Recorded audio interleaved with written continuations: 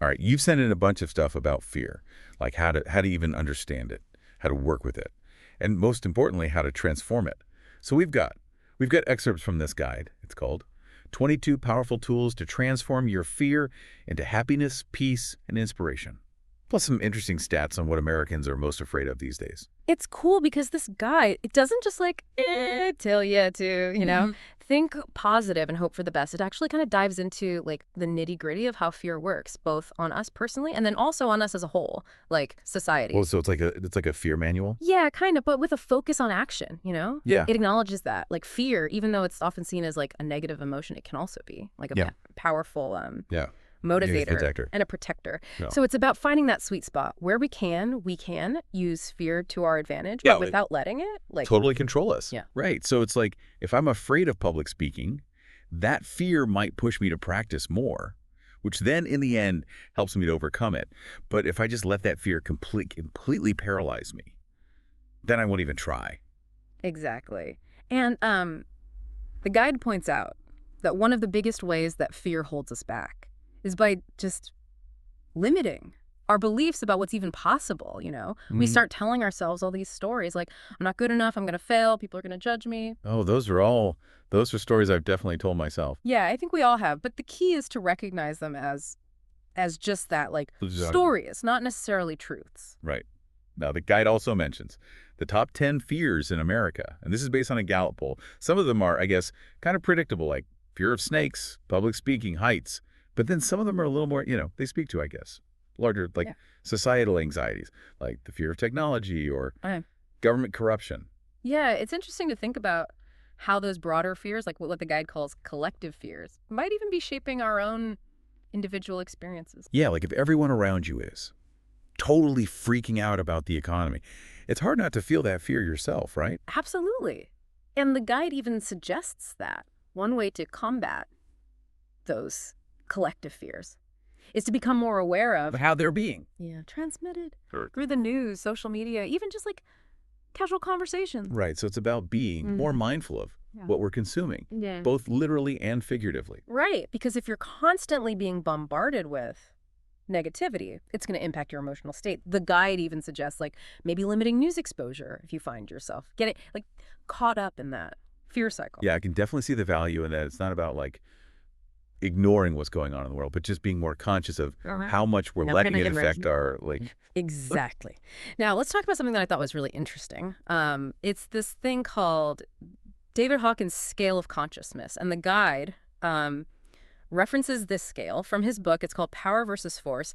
And basically, it calibrates different emotional states on a scale of 20 to 1,000. Have you ever heard of this? I haven't, but it sounds really intriguing. No. What's it all about? So basically, it's a fascinating way to understand how our emotions impact our energy. So according to Hawkins, shame is like at the very bottom of the scale at 20, while enlightenment's at the top at 1,000, and fear comes in at 100. Oh, so the higher the number, the more positive the emotion. Exactly. And what's really interesting is the guide suggests that people who are operating for a higher level of consciousness counterbalance the negativity of those who are operating at lower levels. Wait, so if I'm feeling super zen and the person next to me is like, having a total meltdown, my chill vibes can actually help them to calm down. I mean, it's not quite that simple. But the concept is that our individual energy and our emotions, they all kind of contribute to this collective consciousness. So raising our own consciousness through practices like meditation or gratitude or acts of kindness, we can actually make the world a more positive place. That's such a cool idea. It's like we all have the power to be little beacons of light. Yeah. Spreading positive energy wherever we go. Yeah. Now let's dive into like the heart of the guide, which is the 22 tools for transforming fear. And instead of trying to cover all of them, we're just going to focus on a few that I thought were particularly powerful and practical. Okay. Sounds good. Where do we start? Well, one technique that really stands out to me is EFT, or Emotional Freedom Technique. It's sometimes referred to as like acupuncture without needles, because it involves tapping on specific points on your body to release energy blockages. Interesting. Does it actually work? I mean, the guide includes all these testimonials from people who have used EFT for everything from overcoming phobias to managing chronic pain. And there's even this really moving story from someone who used EFT to cope with the intense fear and anxiety of their daughter's cancer diagnosis. Wow, that's really powerful. It sounds like EFT is a pretty, like, versatile tool. It really is, and one of the coolest things about it is that you can use it anywhere, anytime. It's like having a portable stress relief kit in your back pocket. Okay, I'm definitely intrigued. How does it work? So the basic idea is that by tapping on these specific points, while you're focusing on like the fear or the issue that you want to address, you're basically sending calming signals to your nervous system and helping your body to release that trapped energy that's causing you to feel stressed or anxious. So it's like you're literally tapping away the fear. Kinda, yeah. So there are specific tapping points for different emotions and different issues. And the guide actually provides a clear diagram that shows you where they are. So for example, the Kaladi chop point, which is on the side of your hand. That's often used for like general anxiety and overwhelm. Oh. So imagine like tapping on this point while you're visualizing a stressful situation dissolving, and you start to feel like a sense of calm wash over you. That's so cool. I'm picturing myself like tapping on that point during my next presentation. Maybe I could even work it into my hand gestures. Nobody would even notice. No. Another powerful tool the guide explores is affirmations. I'm sure you're probably familiar with the concept of positive affirmations. Oh, yeah, I've definitely tried those before. But sometimes they feel kind of cheesy, and they don't really seem to do much. Well, the guide emphasizes that. The key to making affirmations work is crafting them in a way that truly resonates with your subconscious mind. It's not just about like repeating any old positive phrase. It's about choosing statements that feel authentic and believable to you. Right. So instead of saying, I am fearless, which might feel like a stretch if I'm, currently terrified of something, I could try something like, I am choosing to feel calmer and more confident in this situation. Exactly. It's about acknowledging where you are emotionally and then choosing a statement that feels like a step in the right direction rather than a giant leap. Right. And the guide also mentions the importance of using affirmations in the present tense and making them statements of conscious choice. Okay. So instead of saying, like, I will be successful, you might say, I am choosing to focus on my strength and take actions that support my success. I like that. Feels more empowering because it implies that I have agency in creating my own reality. And that's a key theme. It runs throughout this whole guide. It's recognizing that we have more power than we realize to shape our thoughts, our emotions, and ultimately our lives. I'm already feeling more empowered. Yeah. Just hearing you talk about this. Now, let's move on to a technique that's all about shifting our energy and connecting with a sense of peace and joy, the guide calls it, connecting with pure positive energy. Okay, that sounds lovely. Tell me more. So it's all about intentionally seeking out experiences that nourish your soul and remind you of the good things in life. So the guide suggests spending time in nature, playing with children, or even just cuddling with your pet. I love all of those things, but I never thought of them as tools for transforming fear. Well, think about it. When you're like walking in the woods, surrounded by the beauty of nature, do you feel as anxious or fearful?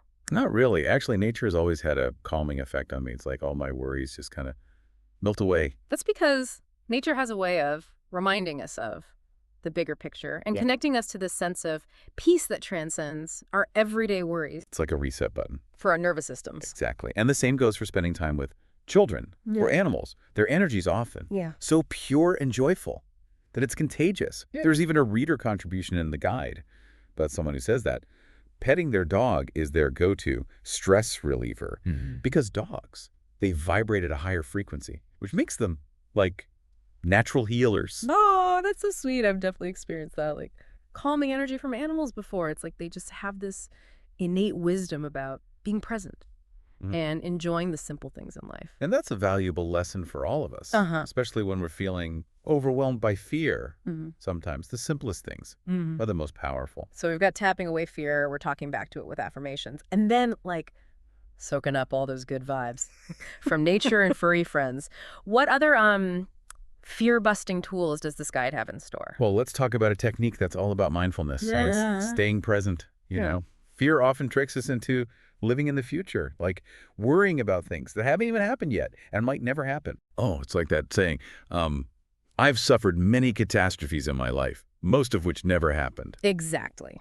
So the guide emphasizes the importance of, like, Yeah. grounding ourselves in the present moment. And it suggests techniques like, focusing on your breath, noticing the sensations in your body, really tuning into your surroundings. Right, so it's about bringing our attention back to Yeah. the here and now, rather than getting lost in Yeah. all the what ifs and maybes. Right. And the guide even shares this really interesting reader contribution from someone who describes their approach to fear as simply moving their attention to the present moment. And they say that when they allow themselves to feel the fear fully, without judgment or resistance, it actually helps the fear to... Now, it's kind of counterintuitive, isn't it? You'd think that, like, focusing on the fear would make it worse. I know, it seems that way, but when we resist our emotions, we actually give them more power, so... By simply acknowledging them and allowing them to be there, we actually create space for them to kind of move through us. Right. It's like when you try to hold a beach ball underwater. The harder you push, the more it fights back. But if you just let it float, it naturally rises to the surface. Exactly. Now, let's talk about a technique that can be super helpful for gradually shifting out of, like, a fear-based mindset, Yeah. the guide calls it, gradually choosing better thoughts. Okay, that sounds promising. How does it work? Well, it's based on the idea that we can't always, like, jump from feeling terrified to feeling completely blissful in an instant, you know? Sometimes we need to take smaller steps. So instead of trying to force ourselves to think like these positive thoughts that feel inauthentic, we start by choosing thoughts that feel slightly better than the ones we're currently having. Oh, so it's like climbing a ladder, rung by rung. Exactly. So the guide uses the example of someone who's facing, like, financial troubles, and they're feeling overwhelmed by fear and anxiety. So instead of dwelling on thoughts like, I'm going to lose everything, or I'm a failure, they might start by thinking something like, I'm open to the possibility of things working out. Okay, but that's still a pretty positive thought, though, right? What if you're feeling stuck in fear? Even that feels too far-fetched. Well, then you go even smaller. Maybe you start with, I'm willing to consider that there might be a solution. The key is to find a thought that feels just a little bit better than the one you're currently having. Right, so it's not about denying the fear or pretending it's not there. It's about acknowledging it and then, like, gently guiding ourselves towards a more positive perspective. Exactly. And as you practice this technique, you'll find that you can gradually climb that ladder of emotions, moving from fear to worry to hope to optimism to joy. Yeah, it's like we're training our minds to focus on the possibilities rather than the problems. Speaking of training our minds, the guide also explores this fascinating world of energy medicine. Have you ever, like, thought about how our energy impacts our emotions? And vice versa. Yeah, I've definitely noticed that. When I'm feeling stressed or anxious, my energy feels super depleted. And then when I'm feeling happy and energized, it's like I can conquer the world. Exactly. And that's what energy medicine focuses on. It's understanding how our energy flows through our bodies and how we can use different techniques to clear blockages and promote healing. The guide highlights some really interesting approaches, like using energy symbols, which were developed by Christina and Marie. We're exploring sound medicine with Misa Hopkins. Sound medicine, what's that? So sound medicine, it basically utilizes sound frequencies to help our cells return to their proper geometric vibration. And the guide even mentions specific frequencies, like 396 hertz, that can help with releasing guilt and fear. Wow. So it's like using sound to tune our bodies like instruments. That's a great analogy. And another energy medicine technique that caught my eye was developed by Donna Eden. And she suggests simple things like running cool water over your pulse points, or even changing your posture to help shift your energy. The guide even links to Cecily, a 3-step technique for relieving stress using her methods. Even really simple actions can have a big impact on our life. The energy and emotion. Absolutely. Now, let's shift gears a bit and talk about a technique that can help us face our fears head on. Asking, what's the worst that could happen? This is a classic strategy from writer and lecturer Dale Carnegie. That sounds a little bit scary. Why would I want to focus on the worst case scenario? Well, because often when we really examine our fears, we realize that the worst that could happen isn't actually that bad. Or even if it is bad, we're capable of handling it. Right. It's like shining a light on the monster in the closet and realizing it's just a pile of laundry. Exactly. So by confronting our fears directly, we often diminish their power and empower ourselves to take action. Now, the guide also explores the more spiritual side of transforming fear. And I was particularly drawn to this section on connecting with your source through prayer. Yeah. Prayer can be a really powerful tool for finding comfort, strength, and guidance when we're feeling afraid. And the guide emphasizes that. It doesn't have to be religious. It can simply be a way of connecting with, like, a higher power or a sense of universal love. That resonates with you. Yeah, it's like reaching out for a helping hand, whether you believe in a specific deity or just a universal energy. Exactly. And there are so many different forms of prayer. You know, the guide mentions petitioning prayer, where you ask for specific help, affirmative prayer, where you affirm the good that you desire, gratitude prayer, where you focus on all the things you're thankful for, and then silent communion, where you simply sit in quiet contemplation. I love the idea of silent communion sometimes. Just creating space for that. Stillness and reflection can be incredibly calming and grounding. Absolutely. Now, for those who prefer a more expressive approach, the guide suggests purging fear with automatic writing. Oh, I've heard of automatic writing. Yeah. But I've never actually tried it. What is that all about? Oh, so automatic writing is basically a way of bypassing your conscious mind and allowing your subconscious to express itself through writing. So you just start writing whatever comes to mind without censoring yourself, worrying about grammar or punctuation. It's like free-flowing journaling. Kinda, but the emphasis is on letting go of control and allowing whatever wants to emerge to come through. The guide even suggests, like, starting with prompts, like, I feel scared right now because, or I don't know what to do about. Sounds like a great way to release all those pent-up emotions and maybe gain some insights into the root of our fears. It can be incredibly cathartic, and the guide even provides a link to an article that shares a great example of how someone used automatic writing to release their fear of public speaking. Now let's talk about a practice that's been getting a lot of attention lately for its mental and emotional benefits. Meditation. The guide dedicates a whole section to meditate to release fear, and it explains how meditation can help us to develop the skill of choosing our thoughts and emotions. I've tried meditation before, but I really struggle with quieting my mind. It's like, Oh. all those thoughts just keep swirling around. Oh, I totally get it. That's completely normal. The key is not to judge yourself for having thoughts. It's about learning to recognize when your attention has wandered and then gently guiding it back to your breath or whatever focal point you've chosen. Right. The guide calls this process the 3 R's. Recognize, release, and return. Exactly. And even if you can only focus for a few minutes at a time, it's still beneficial. It's like training a muscle. The more you practice, the stronger you get. Right. And the guide also mentions some guided meditations that can be helpful for releasing fear and cultivating a sense of calm. Oh. So it recommends checking out the free Core Energy Technique audio and the Energy Shield visualization guided meditation. Okay, those sound like great resources. Sometimes it's helpful to have a little guidance, especially when you're first starting out. Yeah, definitely. Now, sometimes we just need a little outside perspective to help us shift our perspective, and that's where the tool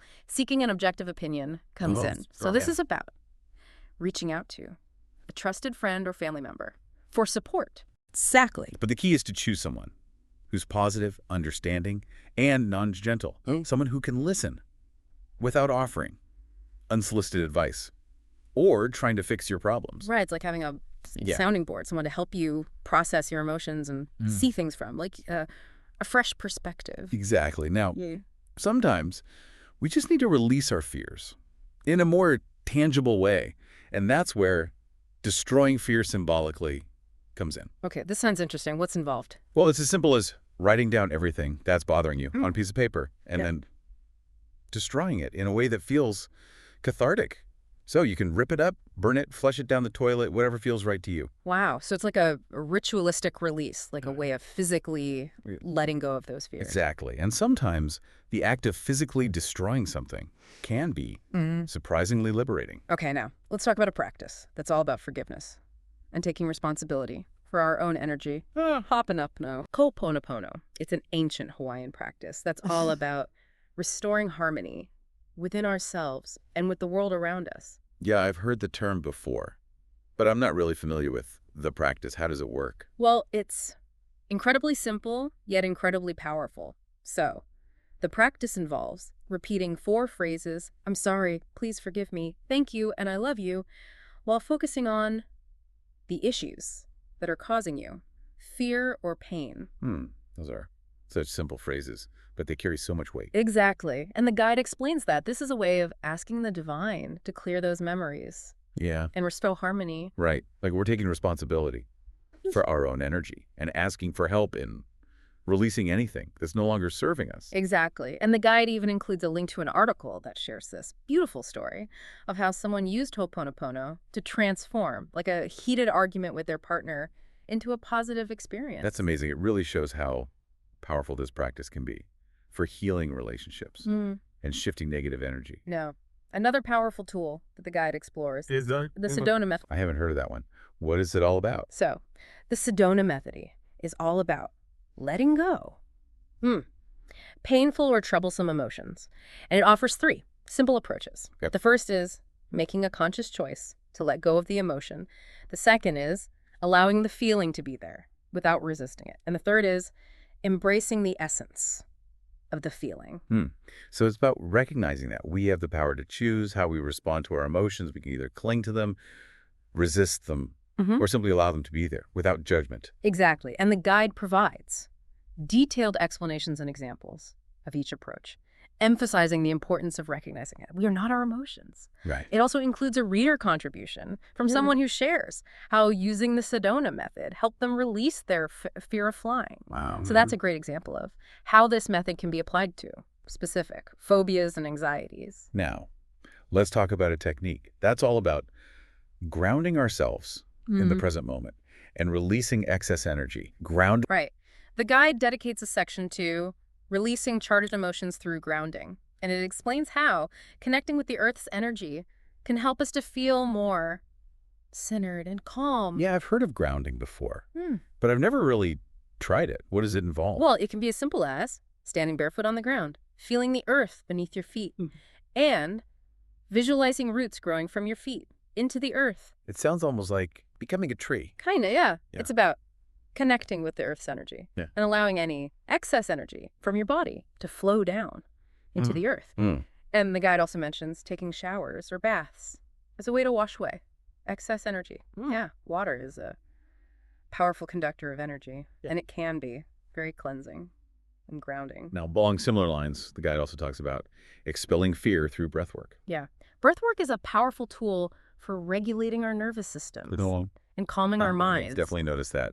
When I'm feeling anxious, my breath becomes shallow and rapid. That's your body's fight or flight response kicking in. But by consciously slowing down our breath, we can send signals to our brains that we're safe and that it's okay to relax. My guide even suggests visualizing, inhaling, cleansing white light, and exhaling dark energy. I love that visualization. Yeah, it can be helpful to imagine breathing in peace and calm and breathing out any fear or anxiety. No, let's talk about a topic that's always fascinated me, the power of sound. Yes. The guide dedicates a whole section to sound therapy, and it explores how sound can be used to transform emotions and promote healing. I've always loved listening to music to like shift my mood, but I never thought of it as a form of therapy. Well, music can be incredibly therapeutic, and the guide mentions the positive effects of listening to music, particularly music that evokes uplifting emotions. Right. It also dives into the concept of sound medicine, Yeah. which uses specific sounds Yeah. to restore balance and harmony to the body.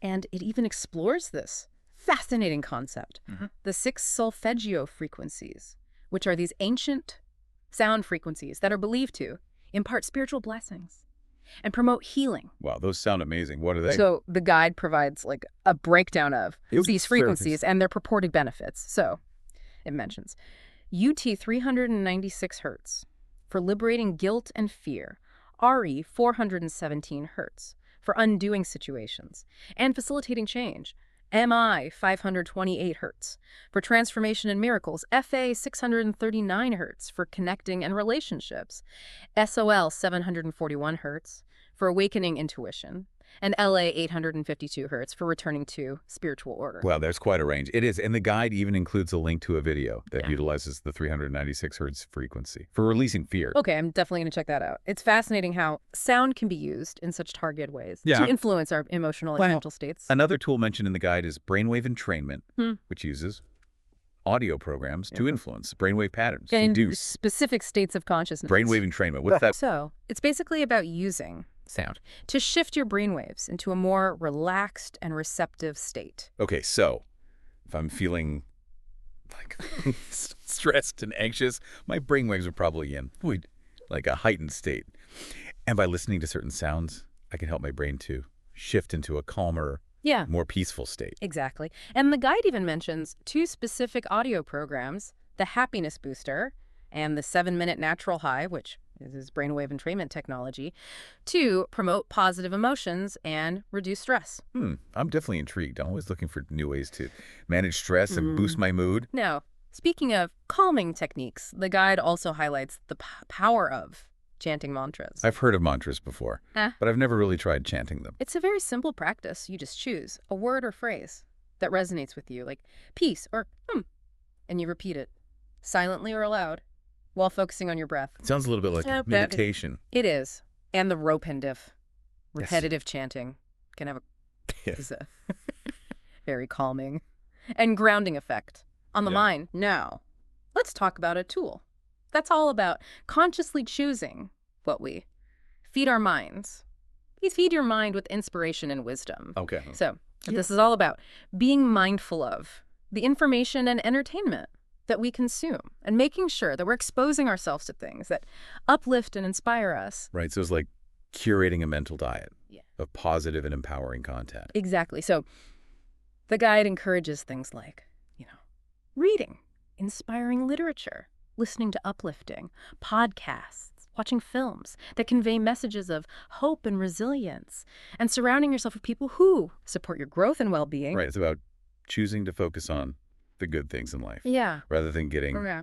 bogged down by all the negativity. And there's even a reader contribution in the guide from someone who says that they intentionally avoid watching television shows which Yeah. are full of violence and drama because they find that it just impacts their mood. Yeah, I can totally relate to that. Yeah. Sometimes it's good to just take a break from all the Well, heavy stuff yeah. and just watch something light and fun. Absolutely. Yeah. Now, let's talk about a practice that's incredibly simple, yet incredibly powerful: gratitude. Yeah, I've heard a lot about the benefits of gratitude lately. What did the guide say about it? Well, the guide dedicates a section to turning fear into gratitude, and it highlights the transformative power of shifting our focus from what we lack to what we appreciate. Right. So it's about counting our blessings, even when things feel tough. Exactly. And the guide suggests that, even in the midst of fear, there's always something to be grateful for. It could be as simple as having a roof over your head, a warm meal, or the love of a pet. Right. It's about choosing to see the good, even when things feel challenging. Exactly. And the guide even includes a link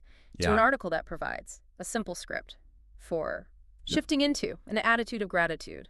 I love that. Like, little reminder that we can choose to focus on the positive, no matter what's happening around us. Exactly. And the guide concludes this section with this powerful reminder. It says, the most important part of using these variations is to shake free from the illusion of fearful possibilities and remind yourself that fear is just an emotional response triggered by your own thoughts. Changing your thoughts will also change the emotional response.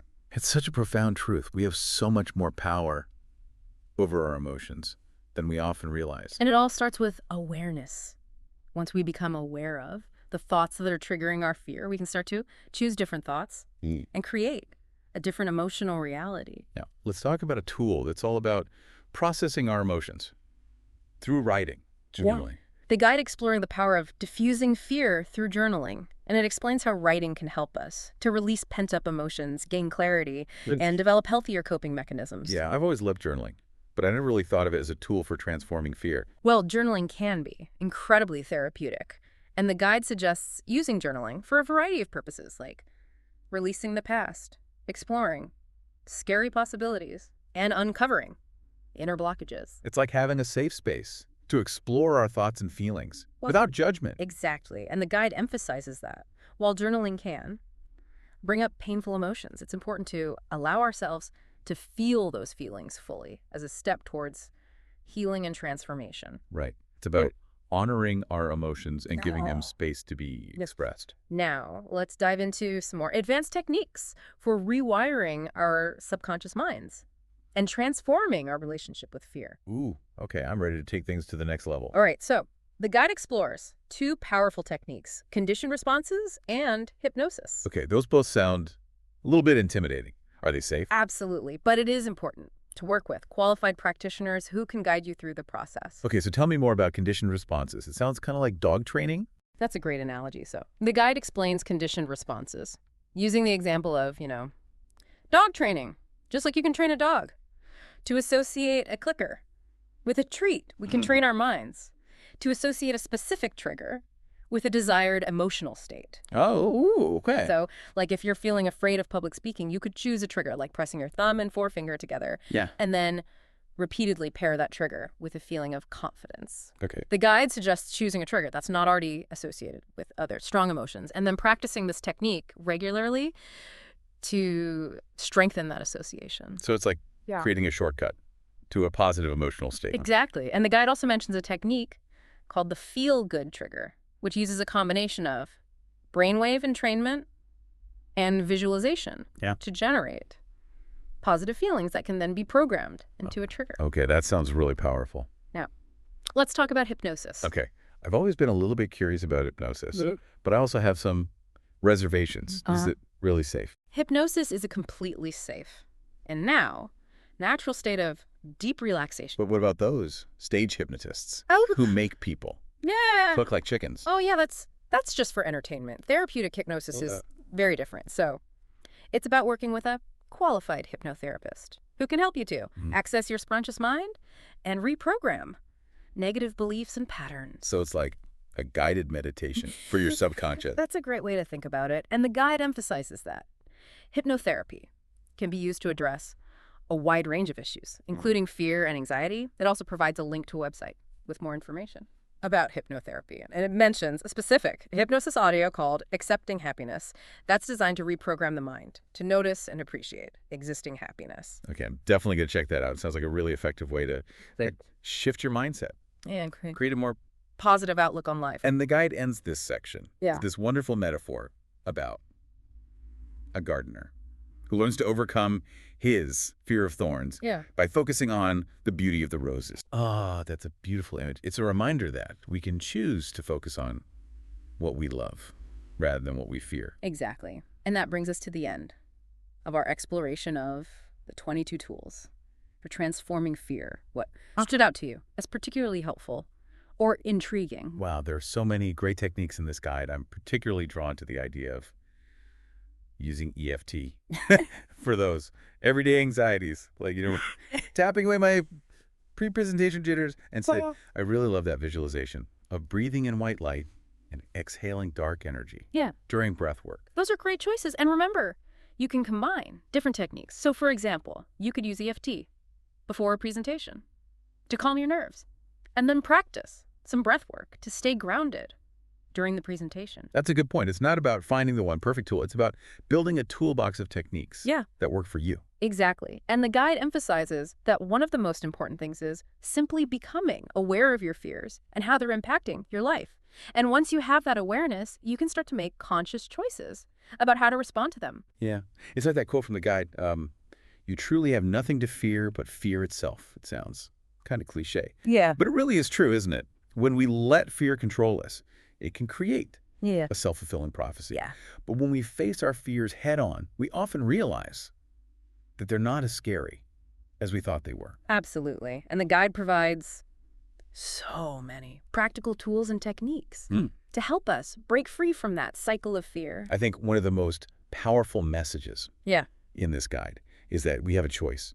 We can choose to let fear paralyze us, or we can choose to use it as a catalyst for growth and transformation. And the guide encourages us to remember that we are not our fears. Our fears are just thoughts and emotions that we can learn to manage. We have the power to create a life that aligns with our deepest desires, a life that's full of joy, peace, and fulfillment. Yeah, it's like we're reclaiming our power and stepping into a more empowered version of ourselves. Exactly. And the guide wraps up by encouraging us to be patient with ourselves. Transforming fear is a journey, not a destination. There will be ups and downs along the way. Right. It's about progress, not perfection. Right. And even small steps in the right direction can make a big difference over time. That's the most important takeaway. Yeah. Do you want our listener to walk away with from this deep dive? I'd say it's this. You have everything you need within you. to transform your fear into a force for good in your life. Trust yourself, be patient, and keep exploring the tools and techniques that resonate with you. That's beautiful. And I think it's a good, perfect note to end on. Thanks for joining us on this deep dive into transforming fear. We hope you've gained some valuable insights and are feeling inspired to create a more courageous and joyful life